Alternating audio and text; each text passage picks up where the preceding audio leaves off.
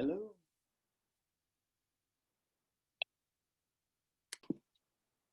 All right, so we're going to go ahead and start recording the meeting now. We're going to have Nick Disney talk to us a little bit about doing some owner financing, some wrapping of mortgages, some private financing, some little bit of everything. He's got a nice little PowerPoint presentation for us, and he can talk to us. And if you have some questions, probably the easiest way is if you can type it in the message area over here, and I can ask him. If it's one person, definitely jump in and say something. But if you want to have the question written down and it's not like it has to be answered right this second, and just type it in there, and I'll ask him within the next minute or two. And of course, if I don't see it or something, jump right in and ask him. There's going to be a lot of questions coming up as he's talking. And by the way, I am Rick Pozos. I am the Frugal Real Estate Guy. That's the name of my blog, website, my Facebook. Well, one of my Facebook pages is the Frugal Real Estate Guy. So if you get a chance, definitely look at frugalrealestateguy.com, and you can check out my blog there. Nick just did a guest post for me. And because I've been lazy and I haven't done anything during this COVID time. So he did one and sent it to me. Actually, he sent it to me back in, I think, March or something like that. You've been holding on to it for a minute. Yeah, but that's all right. That's all right. We got there. So I finally got it up and running and posted it. And so I'm looking for, I'm going to get another one done pretty soon. So let's go ahead and let Nick take it away. Thanks, man. All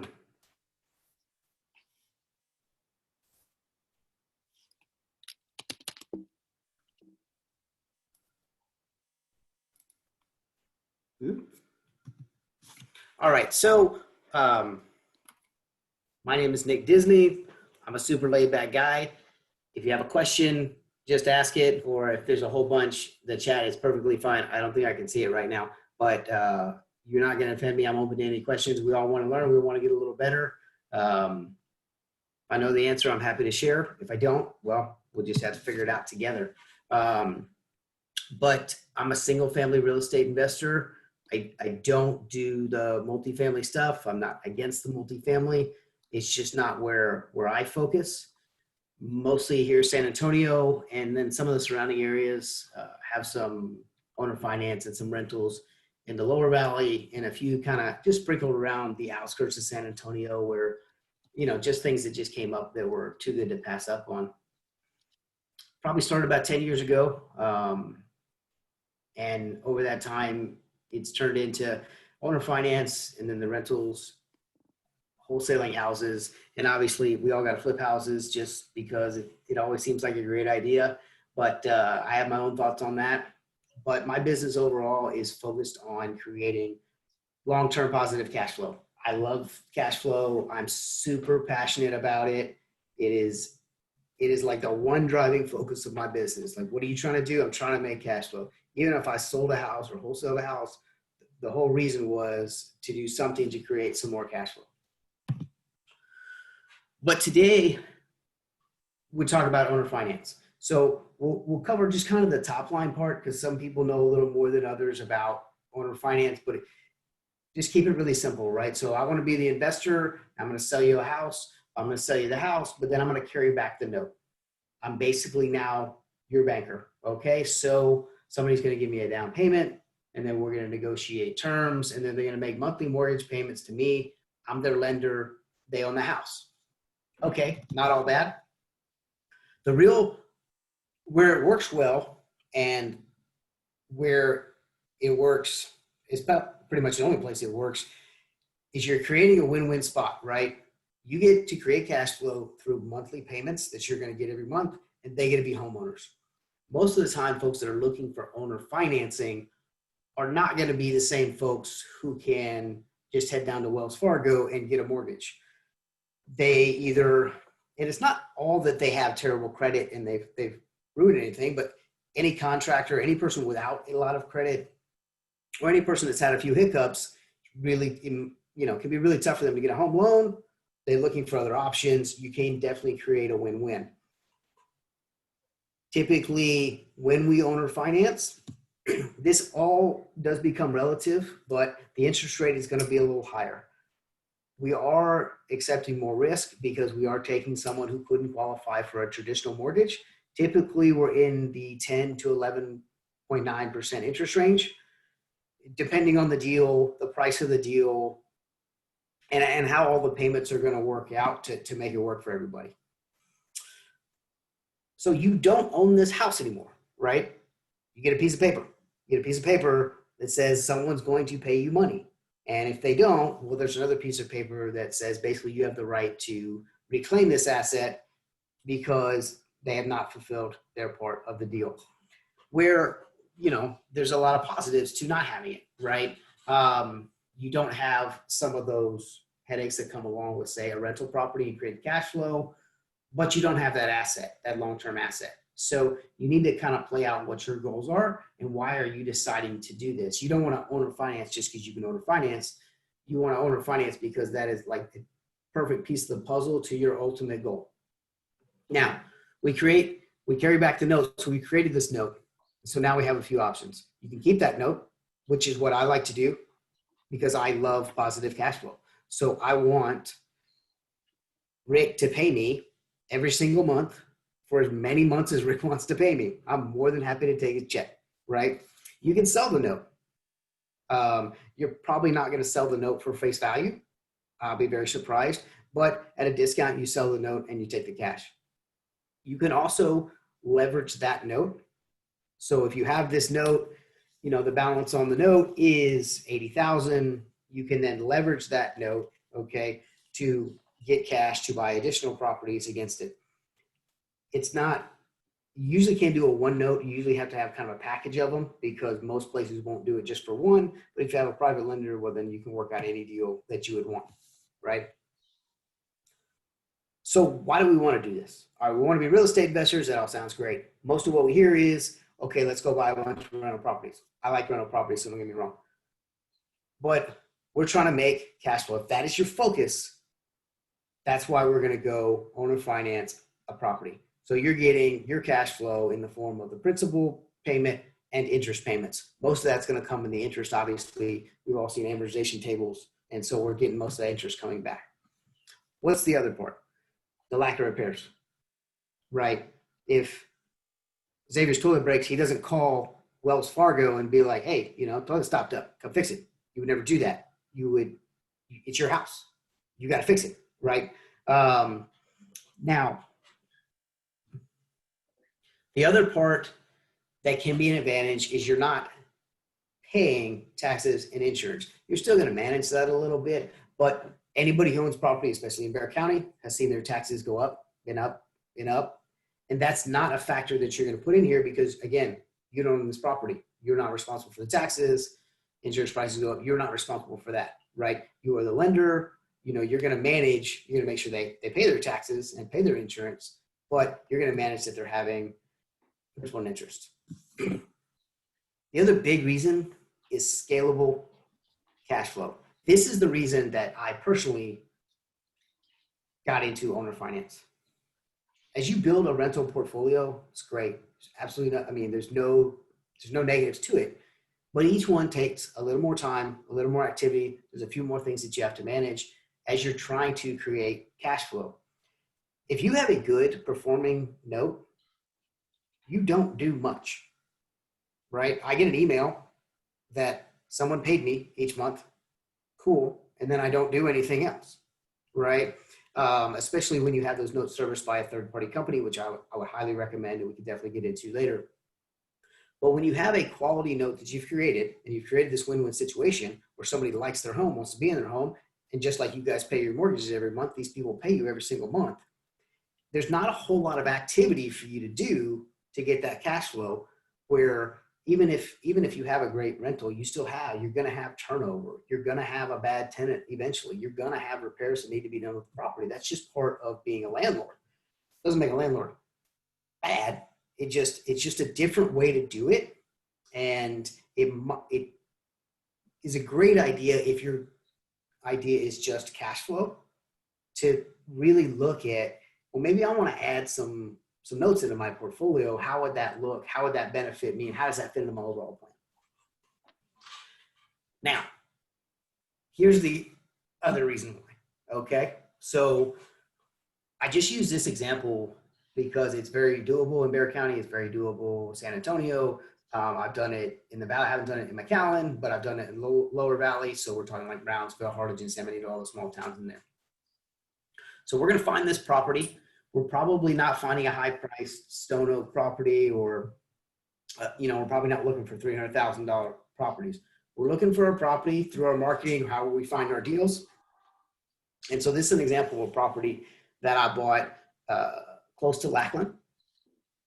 Fairly clean house, didn't need that much work, $50,000. It was a good deal. This is a good deal, but it still, needed about $8,000. Had to clean some things up, had to get a few things fixed so that it was a good quality property.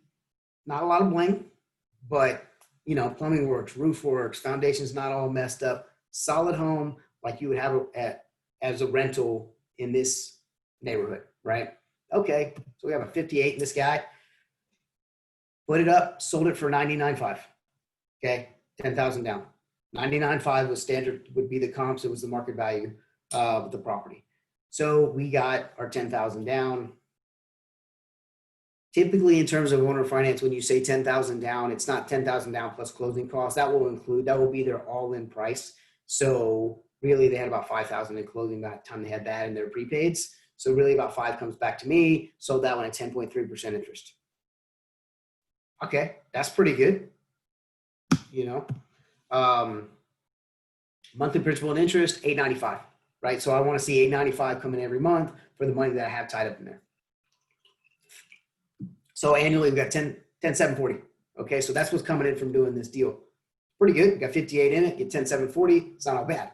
You're at about 20% on your cash on cash, right? Because you're not at 10.3, which is your interest rate, but you don't have what they're paying interest rate. They're paying interest on the $95,000 because that's what you allowed them to borrow. You have 58 and some change in the property. So that's where your return goes up quite a bit. Okay. So pretty good deal to have it right around 20%. Where it gets really good, okay, is when you start looking at things like this. So I can take my money and I could go give the guy 50 grand. I cut a check and I got 50,000 in cash, and I have 8,000 in cash because I did the rehab. So I got $58,000 sitting in the property. But still, I'm getting a good return. It's not a bad deal. Instead of that, I would say my private lenders still say Will wants to let me borrow the 58,000. So I call him up. On this one, I didn't actually call Will. I called Irish John. That's why we got the hat. And I said, hey, can I borrow the 58 to buy this house? Yeah, sure, man. So we work out a deal to pay him his interest. But what that allows you to do is borrow all of the money that's going in the property. So I borrowed all of it. So yes, I have to pay him back, right? And so yes, I am making payments to him. So I'm not keeping the $895, but I have no money in the deal. So my return, as I pay him back with this and other ones like this, is through the roof. You could say it's infinity, but it's not really. But it's incredible because I have no dollars in here. Somebody lent me all the money. I fixed the property, did the deal. And now once I pay him back, which, is like 3 years or so, if I sold it on a 30-year note, which is sold on a 30-year note, then we have 27 years of gravy, right? So 27 years of payments, which adds up to quite a bit. That's when that's really good. That's when it gets really, really fun. I put this up here because this question comes up all the time. And I see it argued back and forth all the time. The owner finance guys are like, you have to do owner finance. Rentals are terrible. They're never, ever going to work. And then rentals are like, oh, well, owner finance isn't great. That's a terrible idea. Now we don't have the asset. Here's what I think. It's just one other person's opinion. They both work. They're both great. Okay. What are you trying to create? What are you trying to do with each one of these assets? If you're trying to create cash flow, owner finance is better. It just is. The cash flow numbers are higher. Rentals, you still create cash flow, so that's still a great way to do it. Less headache, less repairs. Good notes are always going to be less. There's just less stuff to do. There's less turnovers. There's less things that are coming up. But rentals will build your net worth much faster because you have that equity piece. And every month as it gets paid down, that equity piece comes a little more. And you own the property after 30 years. So after 30 years, they've paid it off and you still own this asset. Where if Rick paid me every month for 30 years, well, then he owns the asset. Now I would have done just fine on that deal. So I'm not going to be upset about it if he gave me 30 years worth of payments. He's earned it, but I no longer own it. You know, if somebody doesn't pay, you do have to go through the foreclosure process. For some, yes, it is a little more consuming, in my opinion, than the eviction process to remove a tenant. But once you know the process and you know the steps, it's just some other steps to follow, you know, and I mean, highly would recommend just paying an attorney who specializes in that to, if you have to, go through those steps, and eventually you will have to. The other thing I always say about owner finance is you make sure you follow the rules. Okay, so the rules changed for a few years ago. They're not complicated. You just need to be with a group of people who know what the rules are and can kind of guide you through the process, because you have to follow certain guidelines to owner finance more than one property or more than 3 properties within a year. So if you're going to build a business or you're going to grow your portfolio, then all those notes need to conform to this. It's not hard to do. You just find a company, and I will give you a company that specializes in that, and they will keep you right on the straight and narrow. Everything will align to it, and it's not hard. You just need to know what they are. The other big positive that I find to the rentals is they're much easier to leverage. So if you want to go over to a bank and get a line of credit, or if you want to take a portfolio of rentals and go to a local bank and say, hey, I want to re-leverage these to pull out some cash to get a line of credit, I'm going to grow my business. There are few banks that understand notes. And I know what you're thinking. How do they not understand mortgages? Because they do mortgages. Trust me, I've walked into so many banks and they're like, you can't owner finance, you can't do that. I'm like, don't y'all do that? It's the exact same thing, right? I have these notes telling you, just there's very few that you can go to, but there are some. Way easier to do with rentals. All the local banks, all of them, they love rentals. You definitely leverage those much, much easier to help grow your portfolio. So, okay, it sounds great. Let's do this. It's going to be a piece of cake. There's all these people that say it's super easy. I would very much caution and be careful where you get your advice on how to owner finance. I have made my share of mistakes. I think most of us have. But I know certain things that I really, really believe to be true. You definitely want to screen these buyers, just like you would screen your tenants. Just because they have a down payment and a few things look good, you really want to screen to get a quality buyer. Yes, you can foreclose, you keep the down payment, and you can resell it. Absolutely. That is a lot of headache, and it cuts into your profit. I would sell a property for less to have a great buyer, because when you get a great one, I'm telling you, I've got people that have 4 or 5 year old notes. I've never seen them since closing, and they've never missed a payment, and it is like clockwork. I would forget to check if, I don't ever forget to check, but if I ever did, I would, right? It's no time. When you have bad buyers, there's headaches. You're chasing payments. Hey, did you pay? Hey, you didn't pay. Hey, there's got to add. So much simpler. Find the right guy who's going to make his payment. You're making plenty of money. It's a win-win. You don't want to be in a spot where you're trying to take that house back a bunch of different times. When you start owner financing, you get a ton of people who, well, you know, I got a couple of bucks. I just got my tax return. I want to owner finance it. Yeah, I had all these problems, but I got a little bit of down payment, but I'm ready to go today. Do not take the first guy. We are screening these people, screening these folks, okay? 10% down or more is really where you want to be. It helps, just improves your odds, okay? And most of these folks don't have super high incomes. So for them to have the discipline to save a 10% down payment is hard. And if they were able to do that, then being rewarded by having the chance to buy a house when they wouldn't typically have one is a great way, I think, to look at it. You will get countless calls of, well, I have 2,000 down, and then I promise I'll give you another 2,000 in this and another 2,000 in that. You are never seeing more than that first 2,000, right? Not the way to go. Be patient. There's plenty of good folks out there with 10% down for your properties in blue collar, regular place neighborhood. Working with the right people. Once I got introduced to the right title companies, mortgage loan originators, so they're going to make the docs and they're going to check and make sure that we have everything aligned, like I talked about, following those rules and being on the up and up. Having the right note servicer, okay? So I don't want anybody to send me a payment because I don't ever take a payment. I want you to send this payment over here, okay? They're going to collect taxes and the escrows, and they're going to hold those. They're going to send me my principal and interest, okay? So one, there's no argument about did you pay, did you not pay? You paid this third-party company. They have great records. It was either paid or it wasn't. They'll also help follow up when people are late, etc. Plus, I don't have to remember to pay out everybody's taxes, and when everybody's insurance is due, they're going to do that. If you have one note, not a big deal. 2, 3, okay, you can manage it. When you look to scale, you're going to want, I think, a servicer to do it. I really think that's the right way, but there is also some software out there you could use if you prefer. But the big thing about the servicer that I also like is I never took a check, so you can never say that you paid me and I didn't record it. No one pays me. Hey, you can't wait for an 800 credit score. It's just not gonna happen. So we're not looking for this guy who's got perfectly great credit and has 7 financing offers from all the big banks. We're looking for someone who doesn't have that.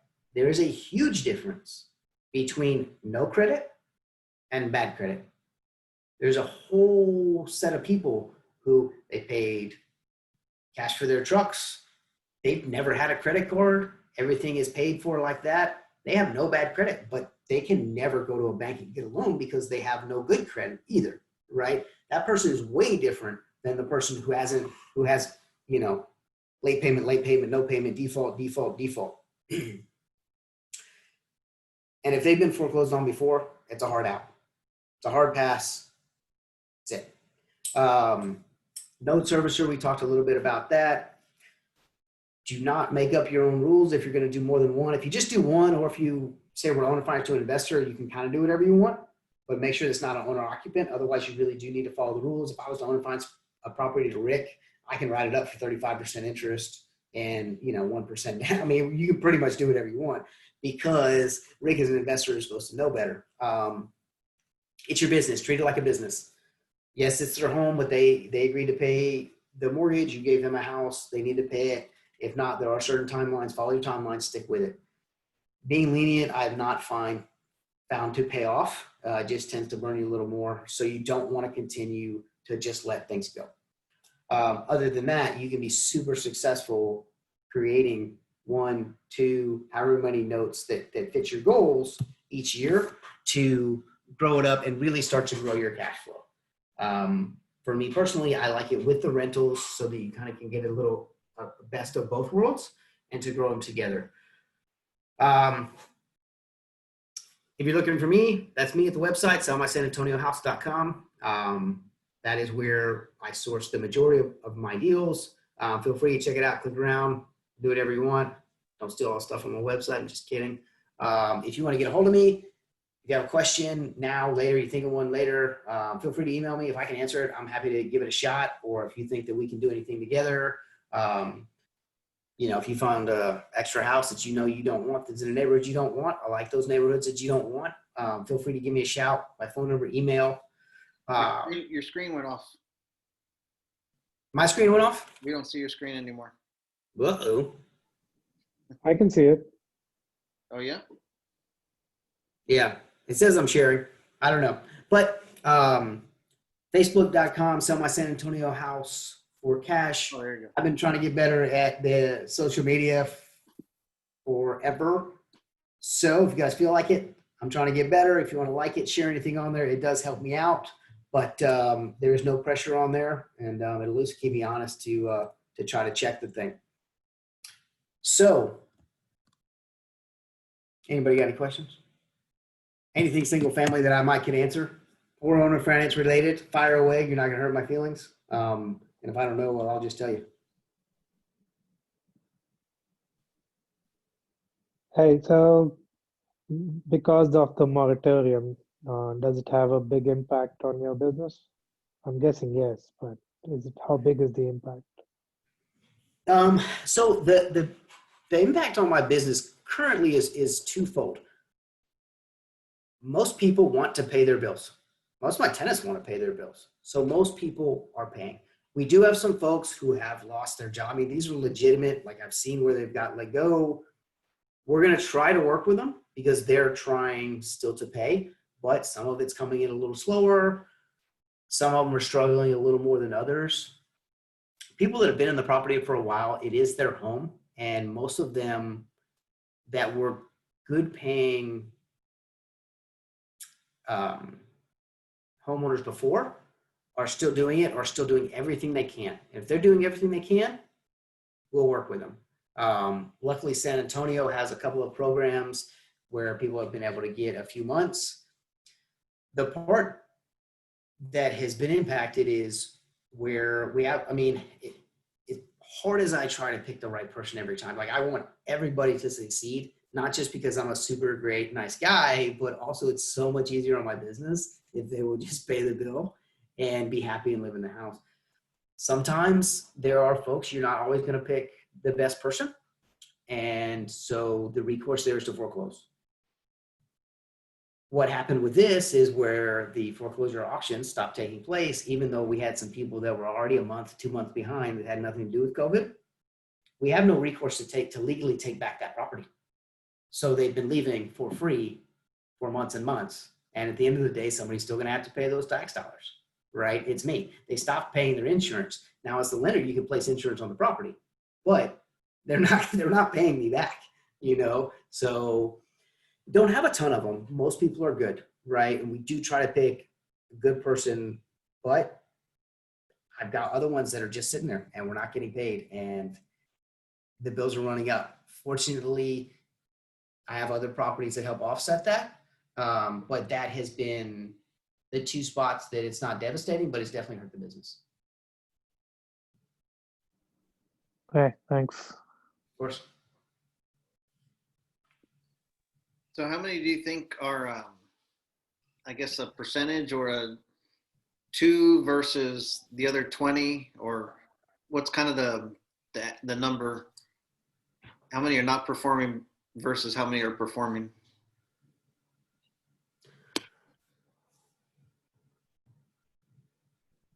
%8 not performing.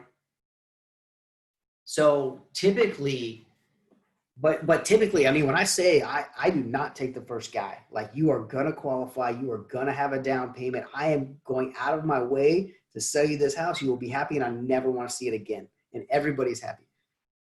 We're talking 2%, you know, when you really work at it. Most people were really trying. But it's closer to 8% right now. Yeah, well, that really sucks that you can't do anything about it. But under this, I've had a lot of people tell me like that I should sell owner finance some of my properties, and they're like, yeah, 'cause it's a big business. 'Cause a lot of, especially here in the valley, they'll give you the 10%, and then within the first year they'll move out. They'll be like, no, we can't pay, or you have to kick them out, and you get to keep that 10%. And they're like, they see that as actually the better part of the business. Would you think that's right? Or would you say it's actually not true? The foreclosing and kicking them out is actually worse, is not worth it? So I would disagree with that.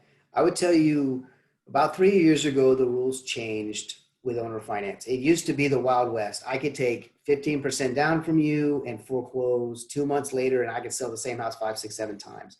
Mm-hmm. And the rules needed to change. There were investors who were not good people, and they were just flat out taking advantage of people. Okay. They knew they were never going to make the payments. Mm-hmm. Even when you get 10% down. So within the first year, you picture this family that moves in there. Hopefully they take care of the house, but the house is torn up a little bit.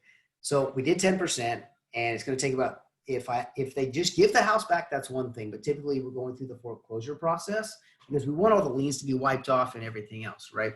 So now we went through the whole process. Plus we had to do some repairs to the property. So, and we also didn't get payments during that time. Yes. Are you making a little bit of that, say 10,000 down payment? Yes. Is it much? It is not.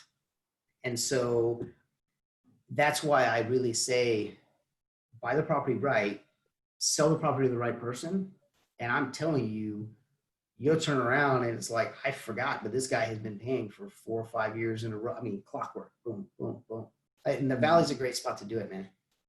And of course, this is a lot. Everybody, most of the people that told me these are people that don't even know real estate. And it sounds nice, right? But yeah, like you said, they don't know all the rules behind it and all that stuff. So. And the thing about following the rules is it's a litigious world, and I would never want that to happen. I don't want it to happen to me or you, but if you don't follow the rules, and then they're not going to realize it as the buyer, but then if they talk to an attorney, that attorney could realize it. So now you're on the hook, and that attorney who's aggressive is going to go find all the other people too. It's not that hard. Yeah, he'll go down for you. The risk is not worth it for me, you know? True, appreciate it. Of course. Are you mostly leveraging initially to get the house? So yes. There's a few different ways you can acquire these properties. So if we're looking at like, well, how are we going to buy this, right? So, I don't have $50,000 just to stick in a house. Makes total sense. I think the best way to go about doing that is to look for private lenders. Okay, so you make a deal with somebody. So even Will does some private lending, and I'll just flat out tell the private lender, here's exactly what I'm going to do, right? I'm going to buy this property. They're going to get a first position lien as the lender, okay? And I'm going to sell it on a wrap, okay? So the homeowner is actually getting a second position lien, which is going to be a different amount. And so now I was able to acquire the property, and if Will gave me all the money, so he gave me the $50,000 to buy it, and he gave me the $10,000 to rehab it. I have very little money in this property, and now I've sold the property for the $100,000. And what I'm going to do is I'm going to make my monthly payments to my lender, and they're going to make payments to me, right? So it was sold on a wrap. It's perfectly legal. You do have to disclose that it's a wrap, and there's a couple of pages that you fill out, and I don't think you need to hide it. I don't think you should. People think, but I tell the lender, hey, this is exactly what we're going to do. And the buyer, hey, here's exactly what's happening. I'm an investor. Here's how it works. And I explain it. I think I've had pushback from the end buyer maybe one time ever. And they weren't even upset about it. They just talked to somebody who's like a friend, and they're like, well, my friend owns a house, and they said never to do this. And so they didn't buy it, and we moved on, and we sold it a week later. Doing things the right way is the way you want to do it. Don't get caught up. There'll be a lot of people say, oh, well, just take it sub 2 and you'll make these payments and you'll get this payment. Nothing wrong with that if you do it right. But there's a lot of people who will mix up being able to do things with that thing being right. And I'm completely against it. And that's probably me getting on the soapbox, where they'll take this property subject to, so they're not actually have the financing, agreeing to make these payments. They'll sell it to somebody else. But as soon as this payment person doesn't pay, well, now they can't pay this other one. So now they've screwed this person and this, and this person. And I'm against it. So I would just be careful and make sure that as you're growing, you know what you're doing, you know whose money you're putting at risk and what people you're putting at risk, and do things the right way, because there's plenty of money to do it the right way. And there's plenty of people who are more than happy to let you borrow money at their private lenders, so you do what they want, but 8, 9, 10%, whatever you work out, which if you buy the property right, you can absolutely make money by selling it owner finance and having a good spread in there that works for you. Does that answer your question, or a little bit? So when you do the selling, you do all the paperwork with a lawyer, I guess? Title company? So So we do require that they get a title policy. It's another way that protects us is that we go through the right channel. So we're going to go to the title company, and the title company has an attorney, which you could do it with just an attorney. But when you're going to do more than one or more than 3 in a year, that's when we're going to get into the rules. So I would kind of suggest you just do it that way because it's not that hard. So we're going to use a title company. They're going to buy it. They're going to get their own title policy. Okay. If you have an underlying lien, so say I borrowed that money, I didn't have it free and clear. Okay. Or if I did, they're still getting a title policy. But that title company can write a policy that basically says, we have clear title except for this lien that we're disclosing to you. Right. And so the attorney will draw up the docs. They're fairly simple deed of trust, promissory note documents, where the other part that you're going to want to put in there is your residential mortgage loan originator, RMLO, that specializes in owner finance, not just anybody. So you'll go to a company who does this day in and day out. Hey, here's Jeremy's package. He wants to buy the house from me. Here's his IDs. Here's why he's qualified. Here's his income. Here's his application. Here's the deal. And we'll send it over to them. They have certain guidelines that they're going to follow. Okay. Yes, I'm the lender, so things are more flexible and I can work things a little different. But for them to sign off on it, they're not going to let me sell it to them with an 82% debt to income ratio or things are just way out of line. We're going to have to justify that we gave the mortgage. 2 big points here. Okay, one, they keep me in line and really make sure that I don't make an accidental mistake. Because sometimes I'm thinking that I'm doing it right. And they're like, well, you can't, you have to do this. I'm like, oh, okay, great. Not a problem. Let's just do it that way. But they also are signing off on these mortgage documents. So I no longer qualify Jeremy to buy this house. Yes, I'm the lender. I said, okay, this third-party mortgage loan originator, they said, you know what? According to our standards, Jeremy is qualified to buy this house. Why do I care? I didn't predatory lend anyone. I'm not doing it in the first place, but I can't, it's much harder to accuse me of that should anything ever go wrong because no, I just said, yes, that's okay. But these people have qualified him based on the information that he submitted, right? And that's a cost that is going to be on your buyer. Safe Mortgage is who I like. They're out of Bernie. They work almost exclusively with investors who do owner financing. They know their stuff. And that'll be part of the closing cost. And I think all day their fee is about $1,000. That becomes part of the buyer's closing cost.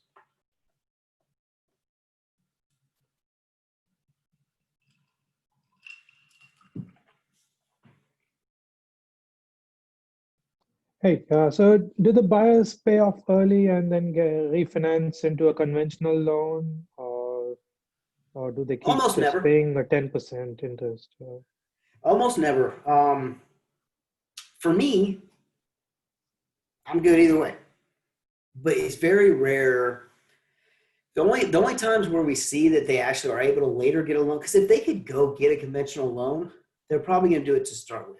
The only time where you see it is the like the business owner who doesn't have years of qualifying income to take to the bank, and later they would.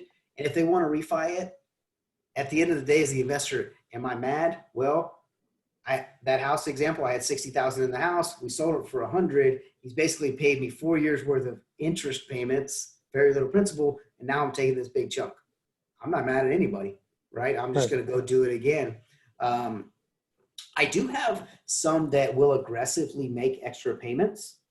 I mean, you would be shocked that they could pay this much extra to it, but they're focused. They don't have, I mean, we're talking about guys who work at like the concrete plant and they just continually make extra payments and just knock out their mortgage.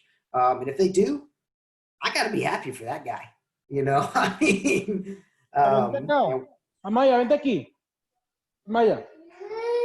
Vente aquí, Maya. Mira, vente. Dave, you're not going to answer these in Spanish, are you? I'm a little rough.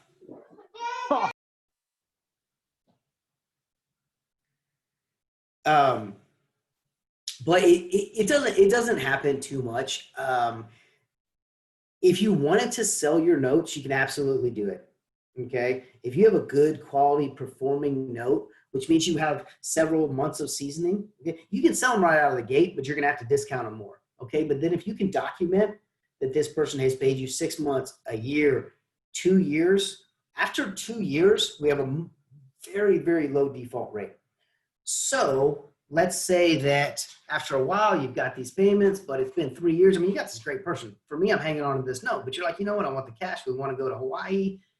So you find another investor who just wants to dock their money. Well, you sold it at, say, 10.9%. Okay. So you sell it at a slight discount, right, to whatever he wants his return. And now you've just handed him something that has performed, and it's going to perform now at, if you sold a slight discount, say 11.5%.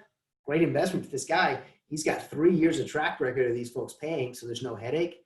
So then you can get a little more for that note if you ever want to cash out. When you have non-performing notes, that's when you want to have bought that thing pretty cheap if you were going to sell it. Because, I mean, if I'm buying your headache, I will absolutely buy your headache. But it's going to be at a substantial discount. Thanks. Of course.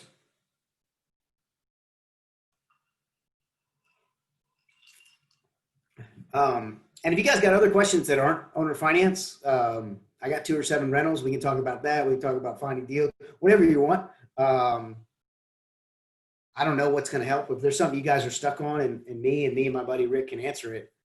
I mean, I say fire any questions, you know. We're all trying to get a little better and learn some stuff. But more on owner financing, all of them are welcome. So.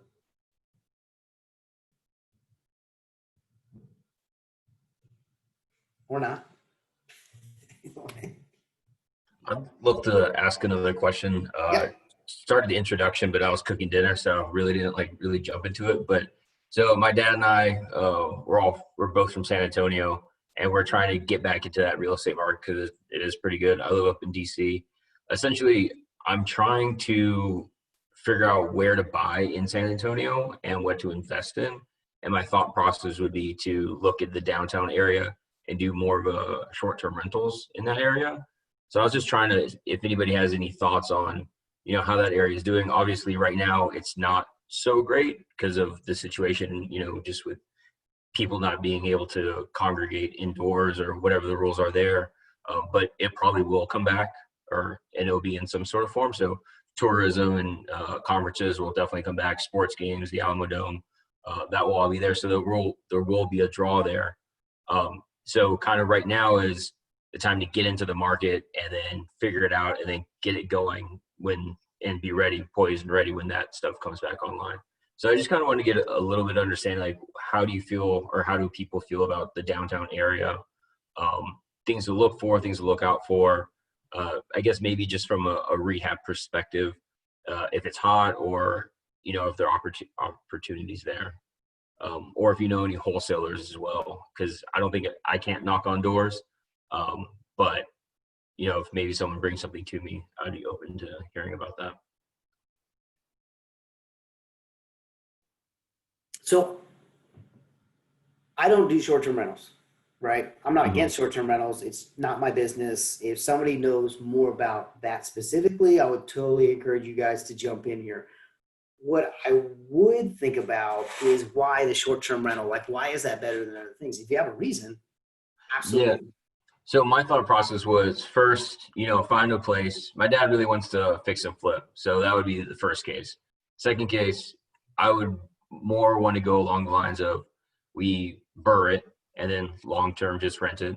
And then the third option, you know, just different levels of degrees, is look at it being a short-term rental, because it's hard, from what I've been hearing, it's a little bit harder to get the cash flow in the area. So that's hence why I would go straight to the short-term rental. So it's kind of rehab, burr it, or then short-term rental, and then we hold it on. You know, we just keep doing it. That's why I'm okay. Yeah, I was just, that's how I got there. Okay, so anybody that's looking at downtown on the rehab part, I feel confident in speaking to that part. Absolutely, you can do it. There's definitely some areas that are still fairly hot, and you can sell those properties. Caution. I'm not saying the deal isn't good. I am saying this, that if somebody's bringing you the deal or saying the deal is so great, A couple of streets over is a couple $100,000. Okay. Mm. So we trust no one. Really want to verify those comps and know right where you're at. Oh, but no, it's coming next and this is going to happen. I've seen a ton. You know, you could even, if you go to the MLS, you can look at all these people who got sold on the, oh, this was worth 40,000, but now it's worth 340. It is not. And they're all canceled listings on the MLS. So not stay away from it, but just be careful and be cautious, because when somebody is wholesaling you something, they're often trying to sell you something, right? Yeah. Everybody wants to make as much as they can, and they cherry picked all these great comps that are close, but you're not there, or you don't have that same property.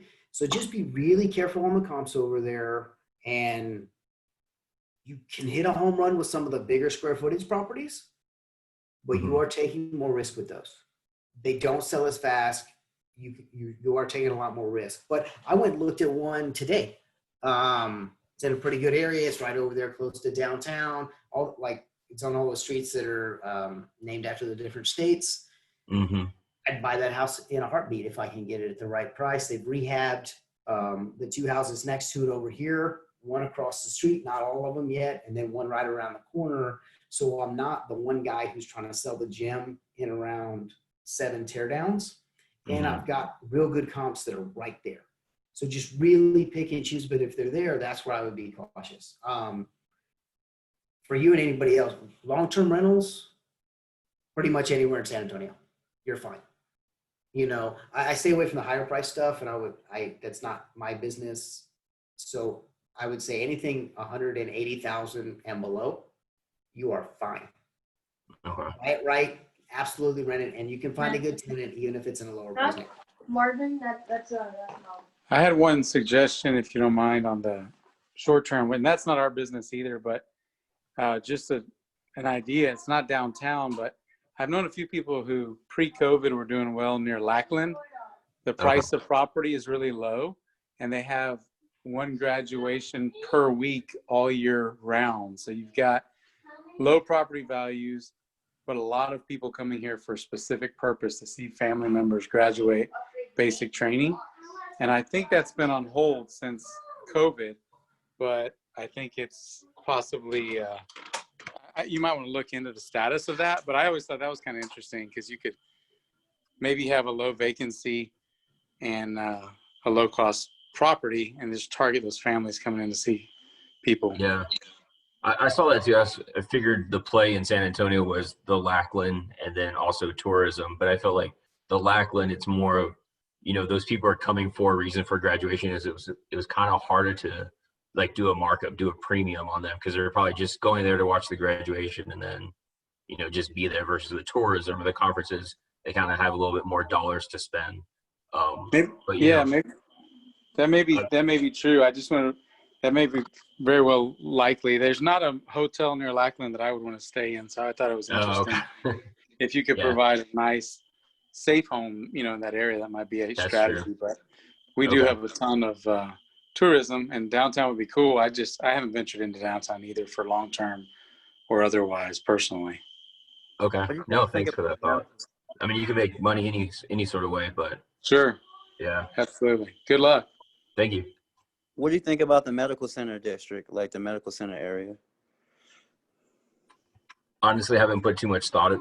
So the reason I'm targeting downtown, kind of forcing my thought process that way, is when I looked on Zillow, kind of what Nick was saying is the comps in the area, you know, there's just a large spread, especially in the 202, the Dinwiddie area.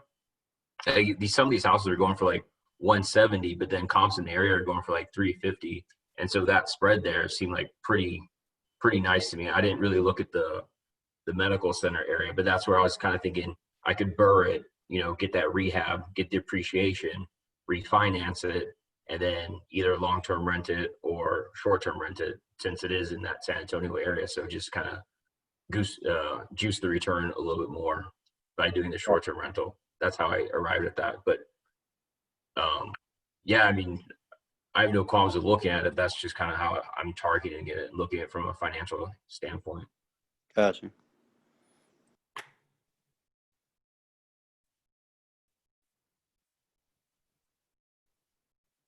I guess why I'm doing that is because to get into that area to force the appreciation and pull my money out quicker. That's really why I would look for something that I could rehab and, get force the appreciation. I totally agree with that part. I agree with that part anywhere. Mm-hmm. My start in my business today has always been buying it where it needs work, putting some work in, so we're forcing that appreciation, right? So even the rentals that I was keeping standard long-term rentals, I want to buy them here. I want to put this money in, buy them at 50, put in 25, and they're worth 100. So I have, 25,000. The numbers are mostly larger than that now. With that same idea, like 1,000% believe you are right. Force the appreciation on the rental. Obviously you have to do it with the flip where you can't flip it and make any money, but all the rentals force the appreciation. Even on the owner finance, I'm forcing the appreciation because I'm buying at a discount, right? I may not be fixing it up as much, but I'm buying a discounted and I am fixing that property up. But yes, we don't pay market value for anything, ever.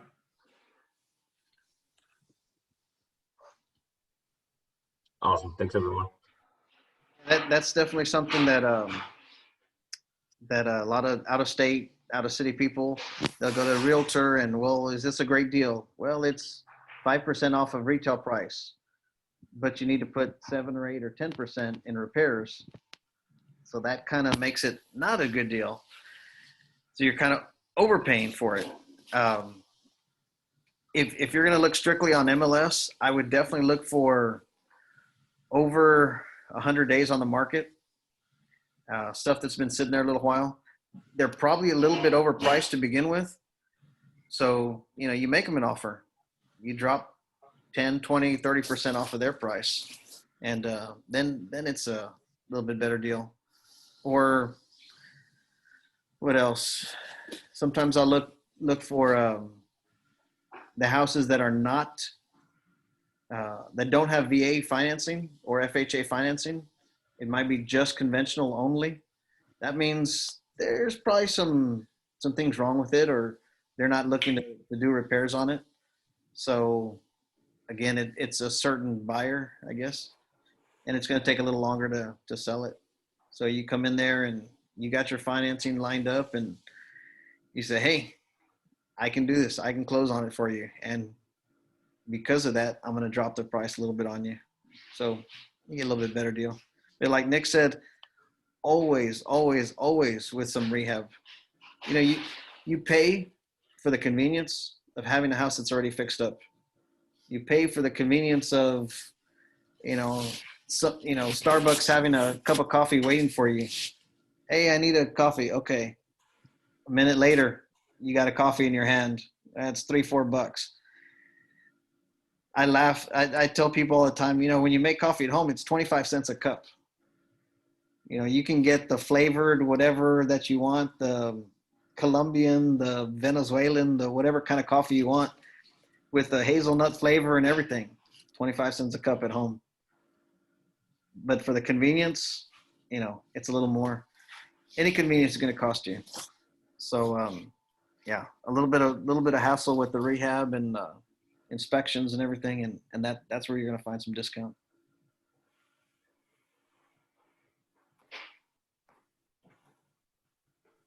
Thanks. Appreciate it.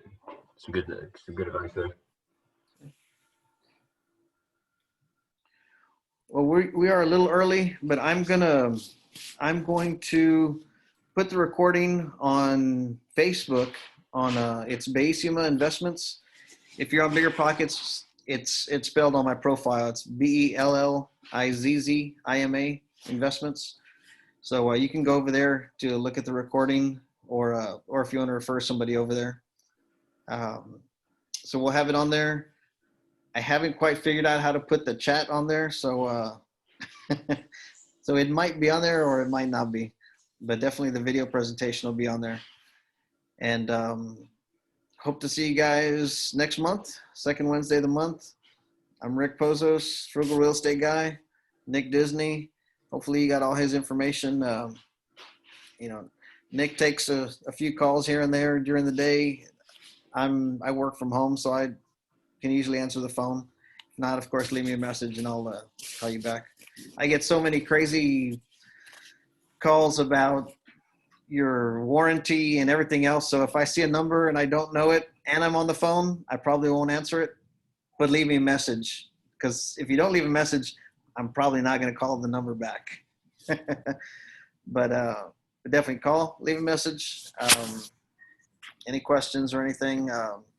Again, I have Frugal Real Estate Guy, BCM Investments on Facebook, and what else? I think that's it. Nick, last Hey, words? man, thanks for having me. It's nice talking with everybody. If you guys think of something, if something we can work on, I'm working on the internet, so it's not too hard to find me. But you can find me through the website. Give me a shout. Let me know. We'll kick something around, or if you just got a question, if I can help you, I'll try to help you. I really think we can all do it and be real successful. So let's just get after it. And thanks for having me, man. I enjoyed it, y'all. All right, cool. Guys, we'll see y'all next month. Perfect. Thanks, Rick. All right. Bye-bye.